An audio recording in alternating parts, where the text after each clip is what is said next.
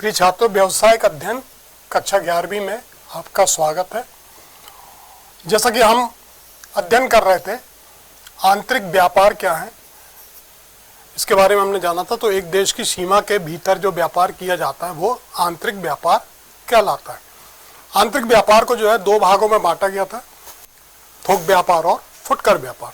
थोक व्यापार वो व्यापार होता है जिसमें कि माल उत्पादक से इकट्ठी मात्रा में व्यापारी खरीदता है और उसको फुटकर करके फुटकर व्यापारी को यहाँ पर अलग अलग इकाइयों में बेचता है।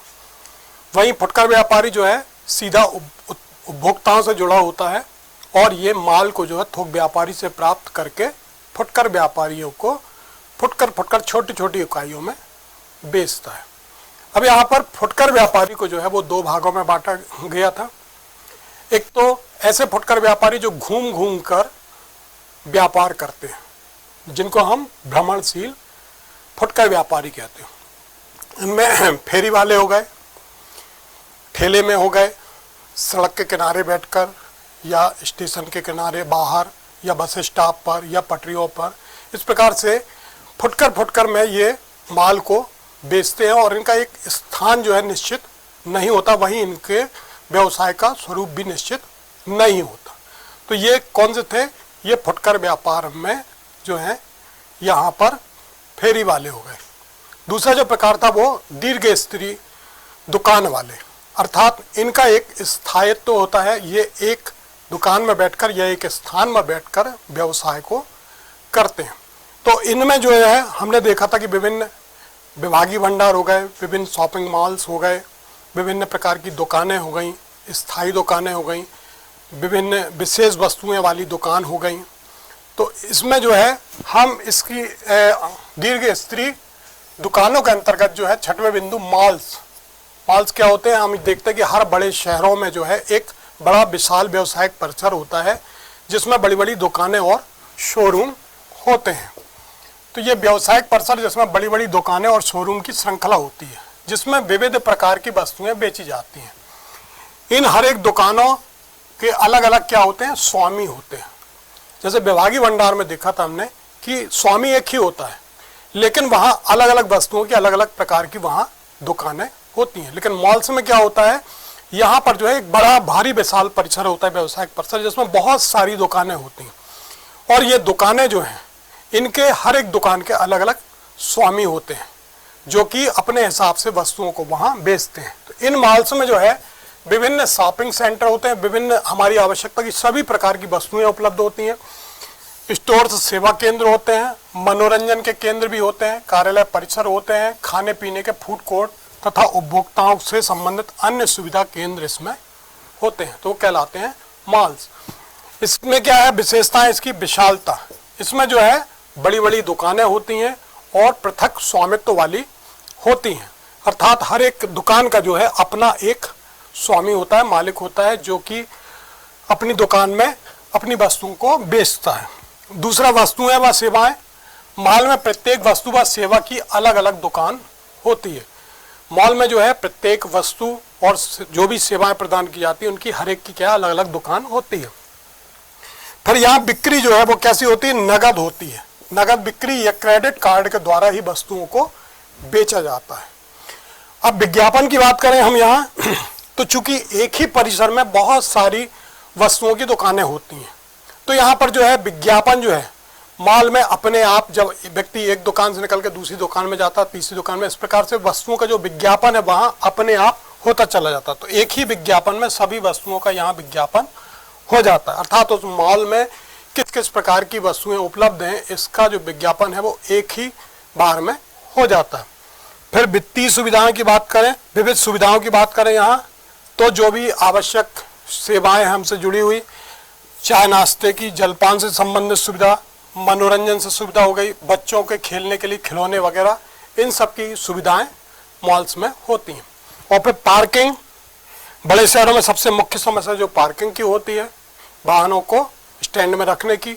तो चूंकि शोरूम जो है एक बड़े स्थान पर, बड़े शहरों में होते हैं, यहाँ पर जो है बड़ी जगह में मॉल्स की स्थापना की जाती है, तो पार्किंग के लिए जो है बड़ी और खुली जगह इसमें होती है। तो ये क्या मॉल क्या है आंतरिक व्यापार के अंतर्गत? ये हमने देखा स्थायी दीर्घकालीन दुकान के अंतर्गत। 7वां जो है स्वचालित विक्रय मशीन। स्वचालित विक्रय मशीन ये क्या है? अर्थात ऐसी मशीन जिसमें कि विक्रेता के वहां उपस्थित होने की आवश्यकता नहीं होती। अर्थात यहां पर हम देखते हैं कि जिस देश में मानव श्रम अत्यधिक महंगा होता है वहां वस्तुएं विभिन्न प्रकार की स्वचालित मशीनों से बेची जाती हैं। अर्थात जो वस्तुएं हैं वो उस मशीन के अंदर होती हैं और उस वस्तु की जो कीमत होती है, एक निश्चित इकाई की जो उसकी कीमत है, उस कीमत के बराबर जो है हम उसमें रुपया जो है डालते हैं, सिक्का डालते हैं। तो जितने हम सिक्के उसमें डालते हैं उसकी कीमत के अनुसार जो है वो वस्तु स्वतः मशीन से बाहर आ जाती है। तो इसमें जब कोई व्यक्ति इन मशीनों में वस्तु की कीमत का निश्चित मूल्य के सिक्के डालता है तो वह वस्तु स्वतः मशीन से बाहर आ जाती है। ये मशीनें जो है दुकानों में, सार्वजनिक स्थानों में जैसे railway platform, bus stop, airport आदि की वेटिंग लॉबी या सड़क के किनारे रखी जाती है। तो स्वचालित विक्रय मशीन जैसे कि हम देखते हैं, जैसे रेलवे स्टेशन में यदि प्लेटफॉर्म टिकट 5 रुपए का है तो 5 का सिक्का यदि हम उसमें डालते हैं तो हमें वहां पर प्लेटफॉर्म टिकट जो है वो प्राप्त हो जाती है। अर्थात वहां पर टिकट बेचने के लिए किसी व्यक्ति को बैठाने की आवश्यकता नहीं है। इसी प्रकार से हम जैसे रेलवे स्टेशनों में देखते हैं, पानी जो है निश्चित निर्धारित हम सिक्का डाल देते हैं और मशीन से जो है पानी हमारी बोतल में निर्धारित मात्रा का आ जाता है। तो इस प्रकार से यहाँ पर हम देखते हैं स्वचालित विक्रय मशीनें के अंतर्गत जो है वहाँ पर ऐसी सेवा है ये जिसमें के अंतर्गत वस्तु या सेवाएं जो है हम मशीन के माध्यम से परचेज करते हैं, खरीदते हैं। इसकी विशेषता है सस्ते मूल्य पर वस्तुएं, अर्थात कम कीमत व शीघ्रता से वस्तुएं मिल जाती हैं। सस्ते मूल्य पर अर्थात जो निर्धारित कीमत है हमें उसी कीमत पर वस्तु को प्राप्त होती है, कम से कम कीमत पर, और बहुत शीघ्रता से वस्तु प्राप्त हो जाती है। फिर हिसाब की आवश्यकता नहीं है, मशीन में बिना पैसे डाले माल नहीं मिलता, अतः हिसाब किताब की इसमें आवश्यकता नहीं होती। जो निर्धारित उसकी कीमत है उस कीमत के बराबर हम सिक्का उसमें डालते हैं और हमें उतनी क्वांटिटी में जो है वस्तुएं प्राप्त हो जाती हैं। फिर प्रमापित वस्तुएं, यहाँ पर जो है कीमत के हिसाब से मापदंड निर्धारित रहता है, तो यहाँ पर जो है निश्चित माप की वस्तु प्राप्त करना संभव होता है। फिर समय से मुक्ति, अन्य दुकानों की तरह खोलने और बंद करने से मुक्ति मिलती है। अर्थात आवश्यकता नहीं होती कि हमें एक निर्धारित समय पर इसको खोलना और निर्धारित समय पर बंद करना। जिस प्रकार से एटीएम मशीन हम 24 घंटे जो है उसमें से पैसे निकाल सकते, चाहे रात को 2 बजे हो या सुबह 4 बजे। अर्थात यहाँ पर जो है स्वचालित विक्रय मशीन में जो है समय का बंधन नहीं होता। फिर मोल भाव से मुक्ति, यहाँ पर जो है वस्तु की कीमत निर्धारित होती है, रेट उसका निर्धारित होता है, तो हमें निश्चित रेट पर निश्चित वस्तु प्राप्त होती है। अर्थात विक्रय जो है निश्चित भाव से होता है। तो यह है स्वचालित विक्रय मशीन। इसके बाद हम देखते हैं अब उपभोक्ता सहकारी भंडार। उपभोक्ता सहकारी भंडार ये क्या है? ये एक प्रकार का क्या है? स्वैच्छिक संगठन। इसमें क्या करते हैं कि एक समूह में कुछ लोग एकत्रित हो जाते हैं और वो लोग जो हैं अच्छा माल खरीदने के लिए, कम से कम कीमत पर माल खरीदने के लिए अपनी पूंजी को वो एकत्रित करते हैं और फिर उस पूंजी के माध्यम से डायरेक्ट उत्पादनकर्ता से माल को खरीदते हैं और फिर माल खरीदने के पश्चात जो है अपने सदस्यों को उचित कीमत पर वो वस्तुएं प्रदान करते हैं। तो ये उपभोक्ताओं का क्या है? एक ऐच्छिक संगठन है जिसमें कुछ उपभोक्ता कम से कम कीमत पर अच्छा माल प्राप्त करने के उद्देश्य से क्या होते हैं? एकत्रित होते हैं। इसमें वे अंश पूंजी के रूप में अपना अंशदान देते हैं। अर्थात यहाँ जो पूंजी लगाते हैं वो सभी सदस्य मिलकर जो है अपनी अपनी पूंजी इसमें लगाते हैं और उस पूंजी को लगाकर जो है ये क्या करते हैं? ये संगठन जो है निर्माताओं से कम कीमत पर बड़ी मात्रा में माल खरीदकर अपने सदस्यों को उचित कीमत पर बेच देते हैं। तो यहाँ पर ये क्या करते हैं कि यदि बाजार से एक एक सदस्य अलग अलग प्रकार से वस्तु को खरीदने जाएगा तो उसको जो है वो वस्तुएं महंगी मिलेंगी, साथ ही संभव नहीं है कि उचित क्वालिटी की भी मिले। तो यहाँ पर क्या करते हैं? कुछ सदस्य आपस में मिलकर पूंजी को एकत्रित करते हैं, अपना संगठन बनाते हैं और संगठन के माध्यम से निर्माता से बड़ी मात्रा में वस्तु को खरीदते हैं। जब बड़ी मात्रा में खरीदते हैं तो उसकी जो कीमत क्या होती है, कम हो जाती है, और फिर वो उसकी छोटी छोटी इकाइयाँ करके वो अपने सदस्यों को उचित कीमत पर बेच देते हैं। अब बेचने के पश्चात जो है यहाँ बिक्री लाभ भी होता है। तो यहाँ पर ये जो लाभ होता है ये अपने कमाने के लिए नहीं होता, बल्कि अपने सदस्यों की सेवा के उद्देश्य से की जाती है। भंडार के संचालन पर कम से कम व्यय किया जाता है और जो लाभ होता भी है तो वो सदस्यों में बांट दिया जाता है। माल बेचने के बाद, अपने सदस्यों को माल बेचने के बाद और लोगों को जो माल बेचा जाता है तो उससे यदि कोई लाभ होता है तो वो लाभ जो है जिन्होंने पूंजी लगाई है इसमें, जो उसके सदस्य हैं, उनको वो आपस में बांट दिया जाता है। इसकी विशेषताएं जो है, इसमें सदस्यों की संख्या, सदस्यों की सदस्यता शुल्क जो है खुली एवं स्वैच्छिक होती है, अर्थात कोई भी व्यक्ति जो है उपभोक्ता सहकारी भंडार में सदस्य बन सकता है। फिर इसका उद्देश्य जो है लाभ कमाना ना होकर अपने सदस्यों की आवश्यकता की पूर्ति करना है। अर्थात इसका मुख्य उद्देश्य जो उपभोक्ता सहकारी भंडार का मुख्य उद्देश्य क्या है यहाँ पर, कि कम से कम कीमत पर अच्छा माल खरीदना और अपने सदस्यों को उचित कीमत पर माल को बेचना। तो यहाँ पर जो उद्देश्य इनका लाभ कमाना ना होकर अपने सदस्यों की आवश्यकता को पूरा करना है। फिर इन भंडार गृहों में जो है सामान्यतः नगद बिक्री की जाती है। फिर निर्माताओं से सीधा माल खरीदा जाता है और यहाँ जो है थोक या फुटकर व्यापारी की आवश्यकता नहीं होती। यहाँ पर जो उपभोक्ता सहकारी भंडार के माध्यम से डायरेक्ट निर्माताओं से संपर्क किया जाता है और सीधे उनसे माल खरीदा जाता है। यहाँ पर जो है बीच में आपके थोक या फुटकर व्यापारी की आवश्यकता नहीं होती। और अंत में जो भी लाभ होता है वो सभी सदस्यों के बीच में आपस में क्या करते हैं, उसको बांट दिया जाता है। तो ये उपभोक्ता सहकारी भंडार और उसकी विशेषताएं हैं। अब यहाँ हम देखते हैं कि हमारे भारत जैसे देश में उपभोक्ता सहकारी भंडार को यदि हमें सफल बनाना तो उसके लिए क्या प्रयास होना चाहिए, क्या आवश्यक सुझाव है, ये प्रश्न के रूप में आ सकता है। जिसमें नंबर 1, अंशों का मूल्य। व्यापार हेतु जो पूंजी जो है अंशों के माध्यम से अथवा रिजर्व बैंक से सहायता लेकर एकत्रित की जाए, वह अंशों का मूल्य कम रखा जाए ताकि अधिक लोग माल को क्रय कर सकें। तो यहाँ पर सबसे पहला जो इसमें सुझाव है कि जो उपभोक्ता सहकारी भंडार में पूंजी लगाने के जो माध्यम, अंश के माध्यम से, तो अंशों का मूल्य जो है वो कम रखा जाए ताकि बहुत सारे लोग अधिक मात्रा में उन अंशों को खरीदकर अपनी हिस्सेदारी जो है उपभोक्ता सहकारी भंडार में दर्ज करा सके। फिर दूसरा, लाभांश। सदस्यों को जो है उनके अंशों के आधार पर लाभांश दिया जाए। जो उनकी अंश पूंजी है उनके अंशों के आधार पर उन्हें लाभ में से उनको हिस्सा या अंश भाग दिया जाए। फिर क्रय नीति की बात करें तो क्रय नीति क्या है, सरकार व अन्य संस्थाएं अपनी आवश्यक वस्तुएं इन भंडारों से ही खरीदना तय करें। जैसे शासन के द्वारा लघु उद्योग के उत्पादनों को भी इस संबंध में भी सरकार के द्वारा नीति बनाई गई कि जो भी सरकारी विभागों के द्वारा खरीदी की जाए वो लघु उद्योगों के द्वारा की जाए। ठीक इसी प्रकार से यहाँ पर भी जो है सरकार और अन्य संस्थाएं जो हैं वो अपनी आवश्यकता की वस्तुएं जो है इन्हीं भंडारों से खरीदना तय करें। फिर थोक स्तर पर वस्तुओं का क्रय किया जाए, बड़ी मात्रा में जो है यहाँ पर वस्तुओं को खरीदा जाए।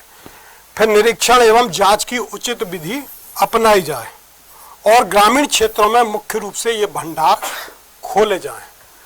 ग्रामीण क्षेत्रों में इसलिए क्योंकि वहाँ पर जो है ग्रामीण क्षेत्रों में मुख्य रूप से अशिक्षित होने के कारण जो है यहाँ पर जो है वो विक्रेताओं से अक्सर जो है ठगी के शिकार होते हैं उपभोक्ता।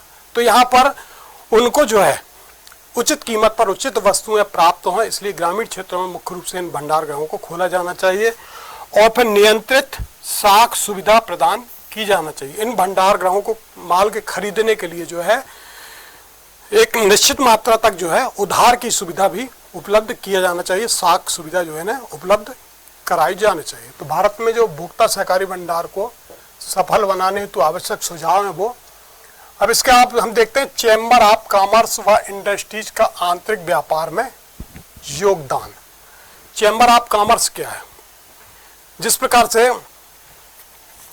व्यापारियों का अपना क्या है एक संगठन है, तो चैम्बर ऑफ कॉमर्स जो है ये व्यवसायियों व उद्योगपतियों का एक क्या है स्वैच्छिक संगठन है जो किसी स्थान या क्षेत्र विशेष में अपने सदस्यों के व्यवसायिक हितों की रक्षा के लिए बनाया जाता है। अर्थात ये व्यापारी और उद्योगपति उनके द्वारा जो है स्वयं के लिए बनाया गया एक क्या है, एक स्वैच्छिक संगठन है। इसमें सदस्य जो है कोई भी व्यवसायी और कोई भी उद्योगपति जो व्यवसाय करता है और जो उद्योग को संचालित करता है वो इसका सदस्य हो सकता है। तो ये जो है किसी स्थान या क्षेत्र विशेष में अपने सदस्यों के व्यवसायिक हितों की रक्षा के लिए बनाया जाता है। भारत में जो ये चैम्बर प्रारंभ में क्षेत्रीय आधार पर स्थापित किए गए थे, अर्थात एक छोटे छोटे क्षेत्रों में अलग अलग स्थापित किए गए थे। बाद में जो है उद्योगपतियों ने राष्ट्रीय स्तर पर चैम्बर संघ बनाया जो federation of Indian chamber of commerce and industries FICCI, FICCI जिसको हम बोलते हैं फिक्की।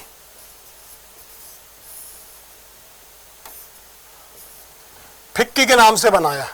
इसके सदस्य जो होते हैं क्या होते हैं, क्षेत्रीय चैम्बर होते हैं। तो भारत में जो है ये उद्योगपतियों ने राष्ट्रीय स्तर पर इसका एक पूरा फेडरेशन बनाया। ये फेडरेशन जो FICCI मतलब यहाँ पर federation of Indian chamber of commerce and industries, ये FICCI के नाम से जाना जाता है। इसके सदस्य जो होते हैं वो क्षेत्रीय चैम्बर होते हैं। इसके जो कार्य हैं, ये क्या कार्य करता है चैम्बर ऑफ कॉमर्स, नंबर 1 प्रतिकूल नीतियों से सुरक्षा। अब यहाँ पर चैम्बर जो है समय समय पर सरकारी नीतियां जो कि व्यवसाय पर प्रतिकूल प्रभाव डालती हैं, शासन के द्वारा यदि ऐसी कोई व्यवसायिक नीतियां बनाई दी गई जिससे कहीं ना कहीं व्यवसाय और उद्योग प्रभावित होते, मान लीजिए टैक्स में बहुत ज़्यादा बढ़ोतरी कर दी या किसी प्रकार की उद्योग नीति या व्यवसायिक नीति में परिवर्तन कर दिया गया, जिससे क्या है कि व्यापार व्यवसाय उद्योग जो है कहीं ना कहीं बुरी तरह प्रभावित होगा। तो ऐसी स्थिति में उससे संबंधित जो सुझाव हैं, यहाँ पर जो सदस्य हैं, सदस्य जो है प्रतिनिधित्व करते हुए नीति परिवर्तन हेतु सरकार को क्या देते हैं, सुझाव देते हैं। तो पहला जो इसका कार्य है वो प्रतिकूल नीतियों से सुरक्षा प्रदान करना।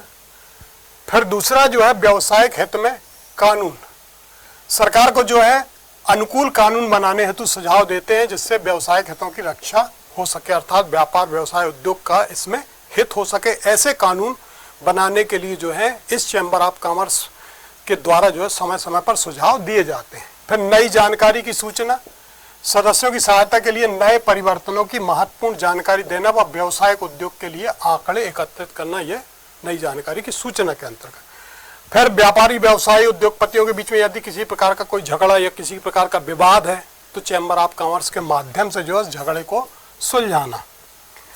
फिर समय समय पर व्याख्यान और सेमिनार आयोजित करना। यहाँ पर जो है सदस्यों को विभिन्न प्रकार की व्यापारिक जानकारियों के संबंध में जो है शिक्षित करने की दृष्टि से या व्यापार व्यवसाय को किस प्रकार से बेहतर संचालित किया जाए, इसके लिए विद्वानों, विशेषज्ञों व अधिकारियों के व्याख्यान जो है समय समय पर इनकी व्यवस्था की जाती है, आयोजित किए जाते हैं। फिर शिष्टमंडल भेजना, शिष्टमंडल भेजने से यहाँ पर तात्पर्य है कि विदेशों में जो भी व्यावसायिक गतिविधियां हो रही हैं वहाँ पर किस प्रकार से व्यापार व्यवसाय उद्योगों को संचालित किया जा रहा है, इस संबंध की जानकारी के लिए जो है यहाँ पर चैम्बर ऑफ कॉमर्स के जो सदस्य हैं उनको जानकारी के लिए वहाँ भेजना, अर्थात समय समय पर सदस्यों के शिष्टमंडल को भेजना। फिर प्रकाशन, जो भी जानकारी है व्यवसायिक संबंध में हुए नवीन शोध हुए कुछ आंकड़े वगैरह प्रवृत्तियों आदि के बारे में जो है प्रकाशन के माध्यम से जानकारी प्रदान करना। तो ये जो है चैम्बर ऑफ कॉमर्स, अर्थात चैम्बर ऑफ कॉमर्स क्या है, ये व्यापारी व्यवसायी और उद्योगपतियों का एक क्या है, एक समूह है जिसमें समूह के माध्यम से ये अपने व्यावसायिक और औद्योगिक हितों की रक्षा करते हैं और उसके जो कार्य हैं वो अभी मैंने आपको बताए। इससे जुड़े हुए कुछ प्रश्न, आज के माल से क्या आशा है, इसमें व्यवसाय किस प्रकार से किया जाता है। फिर स्वचालित विक्रय मशीन से क्या आशा है, इसकी विशेषताओं को समझाइए। फिर उपभोक्ता सहकारी भंडार से क्या आशा है, उसकी विशेषताओं को बताइए। और भारत में उपभोक्ता सहकारी भंडार को सफल बनाने हेतु आवश्यक सुझाव दीजिए। और अंतिम जो है चैम्बर ऑफ कॉमर्स व इंडस्ट्रीज से क्या आशा है समझाइए और उसके प्रमुख कार्यों को लिखिए।